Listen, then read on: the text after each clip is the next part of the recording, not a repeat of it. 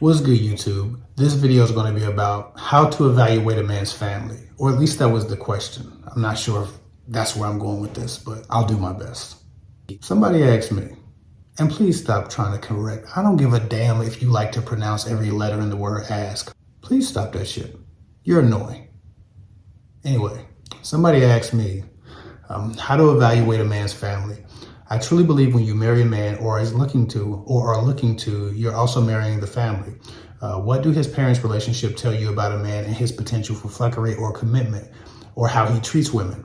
Example, divorced parents, mama's boys, etc. Same goes for his siblings and close friends, male and female. So how to evaluate those relationships? What could they possibly mean for you and your relationship, or his propensity to be a good partner? I'm gonna be honest.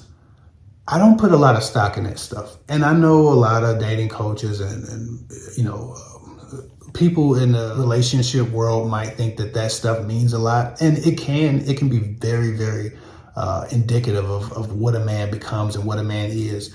But there are two things that lead to who you are, right? Nature, right? Your nature, your DNA, what you were going to be, what you were destined to be regardless, and then what was nurtured into you. Nurture, right? The nature versus nurture argument is pretty much at a standstill. It's a tie.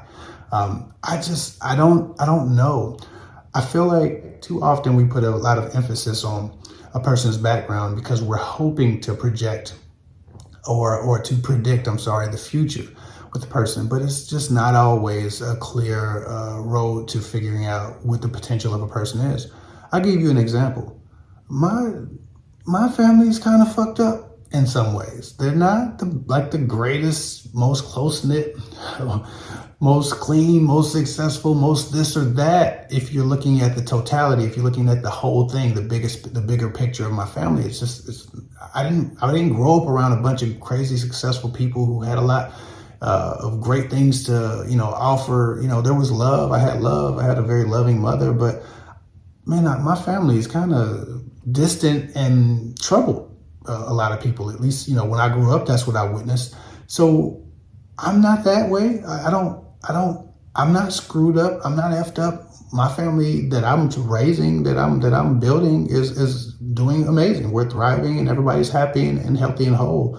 So, just say that, well, if a guy had a tumultuous background in his childhood, that he'll offer a tumultuous life to me. I think that would be a weird ass assumption to make, simply because you don't have that information. And two people can live in the same house, grow up under the exact same conditions, and be the complete opposite of each other, right? A lot of twin siblings or siblings close in age grew up in the same house. One grows up to be an addict who has issues, who blames their parents and their upbringing for everything. The other one is successful, rich, nice, impactful as a human being, a great family person, and they credit their same parents, that addict brother or sister that they had. They credit that same parent or the same parental unit for all of their success and everything they are. Right? I've seen that over and over and over. Two siblings grow up and grow in two different directions, one darkness and one light, and then they both blame their parents or credit their parents. Right? So I don't really know. I don't really care to judge a person based off of how their family is or what their family dynamic is, because I've seen it both ways. I'm a product of a very rough environment. I'm like a rose who grew on concrete. Right? When I heard that analogy when I was a kid, I decided that that's what I would be. Like I took that, I heard it, I might have been 9 when I heard something about the rose that grew from concrete. And immediately I was like, yes, I'm that. That's what I'll be, right? I had love, I had support in certain ways. So, I wasn't traumatized, I wasn't abused. So while I grew up in a rough area, under sometimes rough conditions, I didn't grow up with the same trauma that some people had. But if I describe the specifics of some parts of my childhood to you, like, damn, really? That you saw that, you witnessed that, or you experienced that, or you heard those words, like, it would be a little bit shocking. Even so, none of that shit made me a worse partner. I think it prepared me. It gave me a sense of compassion and empathy for people. It's actually been a part of the development of my gift from a very young age, because I had to mature fast. I was in very mature situations when I was young. So yeah, a person's family could tell you a lot about them, but it could also confuse the shit out of you when you look at the man and you look at the circumstance that he's grown from or survived.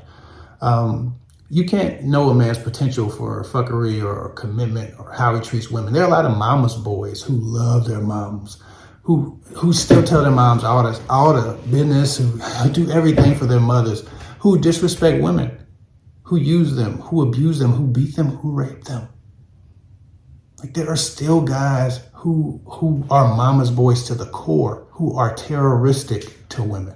We know these people. We've experienced these people. We've talked about these people. I've had these conversations. I've coached over 5,000 women. I can tell you for a fact, these men exist. Picture perfect upbringing, picture perfect mom and dad, picture perfect everything.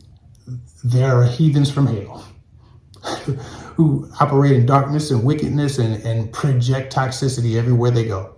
Now, what was that, nature or was that nurture? Was that their family that gave them the propensity to be terrible partners, or was it they just destined to be that? Did they just decide that for themselves? We don't know. But I know a man's family isn't any more indicative of who he is than his immediate behavior is, than his observable habits, patterns, and practices are. If a man's parents are divorced, it could mean he doesn't believe in commitment or marriage, or it also could mean he wants to do things right in the way that his parents did them wrong, and he observed what they could have done better as a child listening to those arguments. Maybe he attaches an anxiety around the type of arguments that they had because they got divorced, and so he communicates a very specific way because he doesn't want that for his own family. Maybe a mama's boy is protective and nurturing and loving and affectionate, or maybe he smacks women. You never know. I think a man's close friends are a little bit more indicative of at least his background or the range of thoughts that he might have had before, or the phases in life he's had to survive or encounter or endure, or the things he might have put himself through, right? Birds of a feather flock together. So if you look at a man's friends and you don't necessarily see a connection, then maybe they are connected through the trauma that they experienced, or maybe they are connected through the thoughts that they have that they agree with. Right? So it's worth observing anyway, to look at a man's friends, because those are the family he chooses. But the family you're born into isn't really a choice. So, them being screwed up doesn't necessarily mean you're going to be screwed up. But it can. Often it does. Whether the friends are male or female, what connects them to those friends is more important to me than how those people act or how they act toward me as a new partner. Asking a man what you have in common, what makes you so close, what brought you together is probably a more informative discussion than just looking at them and saying, oh, I don't like that guy, he's an asshole. I wonder about this friend. I wonder if he's like this, or, oh, that guy's a womanizer. I wonder if he's like that. Or, oh, she's a bitch. I don't like her. I wonder if he's connects to her in that way. Or don't worry so much about that. Just ask, hey, so why are you so close? How did you get so close? How'd they become so important to you? How'd you become, best friends? That's a great conversation. It gives you an opportunity to observe how he speaks about the people closest to him and what he actually anchors onto in people. And you match that up with who he's been to you and the habits, patterns, practices, and behaviors that you've witnessed from him. And that's how you determine what his potential or propensity to be great or shitty is. Yes, his family background can be very positive information. Does he have home training? Did he grow up in a dirty house? Stuff like that. But looking at the brokenness from his family, if he does have a broken family, doesn't necessarily tell you that he's going to provide you a broken life. In fact, quite the opposite is true a lot of times. So just be observant. Habits, patterns, practices, behaviors, current relationships, the people who he latches on to, why he latches on to them. Those are better things to kind of grab onto than if his mom's an addict, if his dad's an alcoholic, if his dad beat his mom, or this or that. We all come from some kind of trauma that's not our fault and wasn't our choosing as children. How we've dealt with it and how we've been affected by it is usually observable in time. So I hope that helps. Follow me at KFIC24 on Instagram.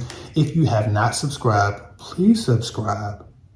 Please subscribe and hit the notification bell so you get notified when I drop new content. Share my videos if you think they're helpful. Share them with friends, family members on your general social media and or media outlets online, on Instagram, on Twitter. If you think I say something hot or you like this 20-second clip it and send it to somebody. Send it to the social media outlets that make people hot. People always say, I wish you had more subscribers. I wish you had more users. Share my content. maybe I will. But I appreciate anybody for giving me their time, for watching. You don't have to like, you don't have to share, you don't have to do anything. Watching is good enough, but I appreciate you if you do share. You don't have to, and I appreciate people who are channel members and people who donate. So anyway, that's all I got for now. Follow me at KVIC24 on Instagram. I'll get with y'all later.